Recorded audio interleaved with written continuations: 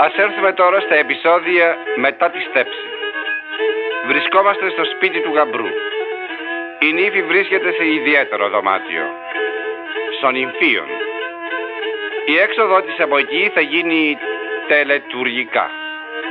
Οι χοροί θα αρχίσουν στο σπίτι του γαμπρού αφού η νύφη βγει από τον Υμφίον. Και ο πρώτος χορός θα γίνει προς τιμήν της νύφης και του γαμπρού. Πρόκειται για το θύμισμαν. Παίζουν τα όργανα εύθυμο σκοπό και η νύφη, περιστοιχισμένη από μια ομάδα φιλικών προσώπων, οδηγείται από τον κουμπάρο στο χορό. Γαμπρός και νύφη μπαίνουν στο χορό. Θύμισμαν. Ο πρώτος χορός του ποντιακού γάμου μετά τη στέψη.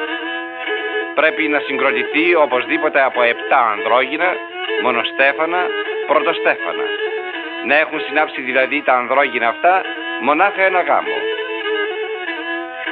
7 ζευγάρια λοιπόν, αλλά και ένα ακόμη πρόσωπο. Σύνολο 15 πρόσωπα. 15 πρόσωπα τουλάχιστον. Είναι έθιμο αυστηρό. 7 ζευγάρια και το τεκ. Ο αριθμός 7 κατά τη λαϊκή αντίληψη έχει ιστορική σημασία. Έχει προπαντός θρησκευτικό περιεχόμενο. 7 είναι τα μυστήρια της χριστιανικής μας θρησκείας. Το ότι πρέπει οι συγκροτούντες στον χορό θύμισμαν να έχουν συνάψει μονάχα ένα γάμο έχει συμβολική σημασία.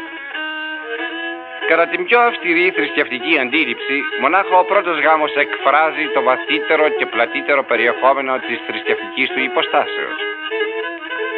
Ως προς τα τραγούδια του θυμίσματος, αυτά αφορούν την περιγραφή του εθήμου και διαφόρους επένους, συμβουλές κτλ. Σχετικά με την ευτυχία του νέου ανδρογύνου.